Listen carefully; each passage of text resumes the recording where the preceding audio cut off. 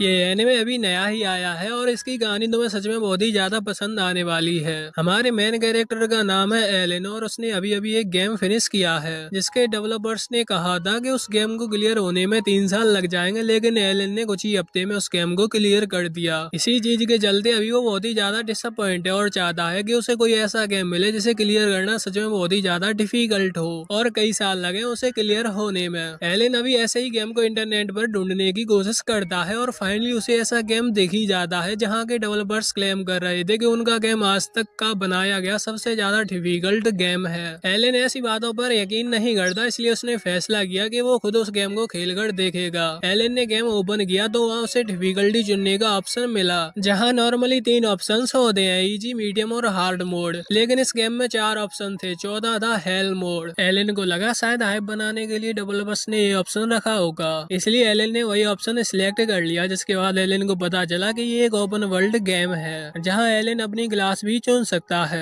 उस वर्ल्ड में हर तरह की चीज एग्जिस्ट करेगी, मतलब मैजिक, मॉन्स्टर्स और जो कुछ भी सोचा जा सकता है वो सब। एलेन अपनी क्लास खुद चुन सकता था और क्लास के हिसाब से उसे और ज्यादा डिफिकल्टी का सामना करना होगा। वहाँ बहुत सारे ऑप्शंस थे जिसमें स्वॉर्ड्समैनशिप और मैजिक यूजर वगैरह अलग अलग कई ऑप्शंस दिख रहे थे। एलेन ने उस ऑप्शन को चुनने का डिसाइड किया जिसके पीछे सबसे ज्यादा स्टार्स लगे हो, मतलब जो सबसे ज्यादा मुश्किल हो। सबसे लास्ट में तो सिर्फ डीमन लॉर्ड का ही ऑप्शन दिख रहा था, इसीलिए एलेन उसे सिलेक्ट करने लगा। लेकिन तभी एलेन को पता चला कि नीचे भी स्क्रॉल किया जा सकता है। जैसे ही उसने स्क्रॉल किया तो डीमन लॉर्ड के नीचे उसे एक और ऑप्शन दिखा जहाँ समनर लिखा हुआ था। समनर के आगे और भी कई सारे स्टार्स थे। एलेन समझ गया कि ये सबसे ज्यादा डिफिकल्ट होने वाला है, इसलिए एलेन ने उसे ही सिलेक्ट कर लिया। सिलेक्ट करते ही एलेन को पता चला कि वो समनर क्लास अभी टेस्टिंग से गुजर रही है, मतलब उस चीज की टेस्टिंग पूरी नहीं हुई है। एलेन वो फर्स्ट पर्सन है जिसने उस चीज को सिलेक्ट किया है, लेकिन फिर भी अगर एलेन चाहे तो उसे सिलेक्ट रख सकता है। एलेन को भी इस चीज से कोई प्रॉब्लम नहीं थी, वैसे भी उसे कुछ नया एक्सपीरियंस करना था।